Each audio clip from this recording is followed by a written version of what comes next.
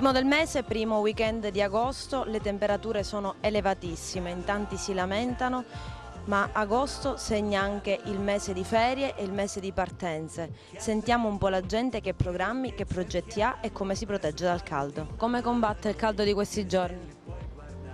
Come combatto? Sono io cavo fresco. Cane mi siamo con fresco, non a proteggere i politici, non un cavo ne mettiamo all'ombra. Aria condizionata, macchine con l'aria condizionata e con le ombre che ci sono negli alberi, sotto gli alberi. Ci sediamo là sotto l'aria condizionata e non ci muoviamo più.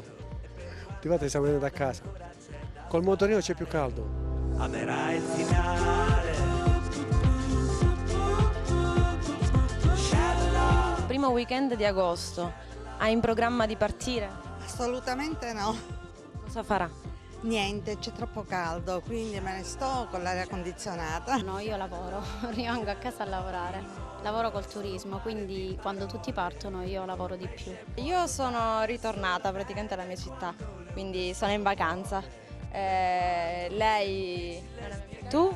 Sì, no, io non sono italiana e sono in vacanza, l'ospite da lei. Io sono già partita, abito a Roma anche se sono siciliana, fiera di esserlo e tutte le estati trascorro le vacanze qui. Sono stata a Taormina 2 settimane e adesso insieme alla mia bimba faremo tutto agosto da Agrigento. Viva la Sicilia!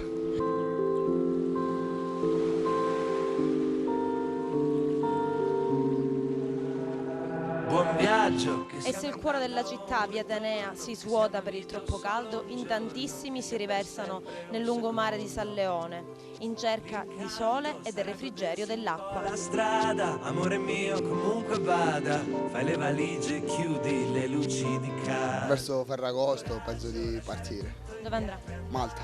Che progetti avete? Partirete oppure no? No, perché si lavora. Per cui di conseguenza già le ferie ce le abbiamo fatti e ora tocca lavorare e i colleghi nostri farsi le ferie loro. Quando può però non rinuncia al mare? Il mare la domenica, il sabato e la domenica che non si lavora, allora si va a fare. Non possiamo partire perché non ce lo permettono le finanze. Vorremmo tanto partire a fare una bella crociera, però è impossibile per il momento. E noi non partiamo solo di testa, perché il caldo ci fa partire di testa. No, non credo, perché già da Agrigento abbiamo il mare, quindi non credo che ci bisogno di partire, perché possiamo già fare i bagni qua e poi con la crisi che c'è è meglio rimanere in zona. Che progetti ha per quest'estate? Partirà? Io sì parto, ma io dove va? In montagna. Penso proprio di no, visto lo studio che incombe.